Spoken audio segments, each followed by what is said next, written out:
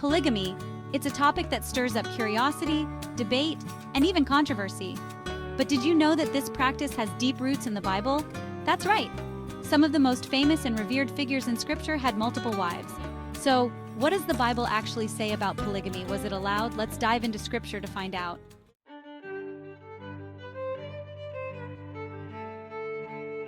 Section 1. Abraham and Polygamy. In Genesis chapter 16 verse 3, we see Abraham, who was childless at the time, taking Hagar as a second wife at the request of his first wife Sarah. The verse reads, "So after Abram had lived 10 years in the land of Canaan, Sarai, Abram's wife, took Hagar the Egyptian, her servant, and gave her to Abram her husband as a wife." Notice there's no condemnation from God here, no judgment or rebuke.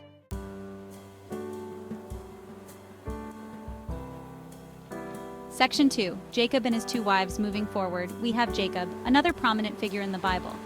Jacob didn't just have one wife, but two, Leah and Rachel. Genesis chapter 29 verse 28 tells us, "So Jacob did so and completed her week. Then Laban gave him his daughter Rachel to be his wife." Jacob's love for Rachel is legendary, but he was tricked into marrying her sister Leah first. And guess what? He remained married to both.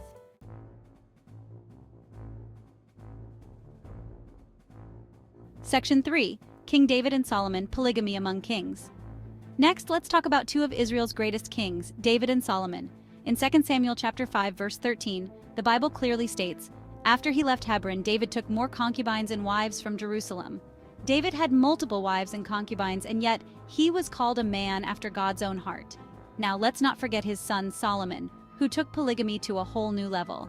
Solomon had 700 wives and 300 concubines. That's found in 1 Kings chapter 11 verse 3. While Solomon's downfall was connected to his many foreign wives leading him into idolatry, the sheer number of wives wasn't the problem, it was the worship of their gods.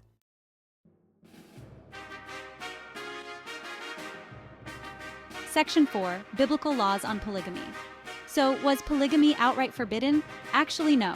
In fact, God even provided laws concerning polygamy in the Old Testament. Take Deuteronomy 21, 15-16 for instance. If a man has two wives, one loved and the other unloved, and both bear him sons. The passage goes on to explain how inheritance should be handled fairly between the sons of both wives. God doesn't condemn polygamy here, he regulates it. Think about that for a second. God gave specific laws to ensure fairness in polygamous relationships. This suggests that polygamy wasn't seen as inherently sinful, but rather something that needed to be governed with justice and integrity.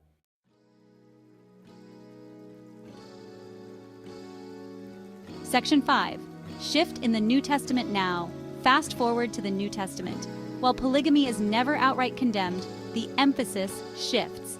In passages like 1 Timothy 3:2, which speaks to the qualifications of church leaders, it says they should be the husband of one wife. This shows a growing preference for monogamy, especially for those in leadership. So while the New Testament doesn't necessarily abolish polygamy, it does promote monogamy as the ideal for Christian leaders and those striving to live according to the example of Christ.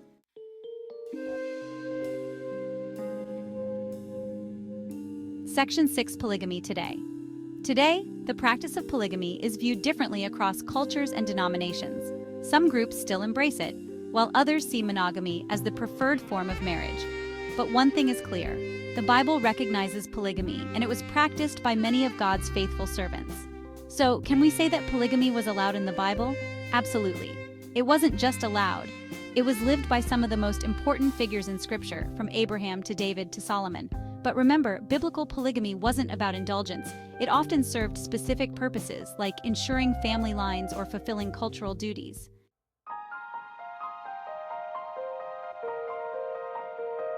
Conclusion. Polygamy is a fascinating part of biblical history, but as with many things in Scripture, it requires careful understanding of the times, culture, and God's intentions. Ultimately, whether monogamy or polygamy, the Bible places emphasis on commitment, faithfulness, and love within marriage. What do you think about polygamy in the Bible? Let us know in the comments. Thanks for watching. If you enjoyed this deep dive into biblical polygamy, be sure to like, subscribe, and share for more thought-provoking content. And don't forget to hit that notification bell.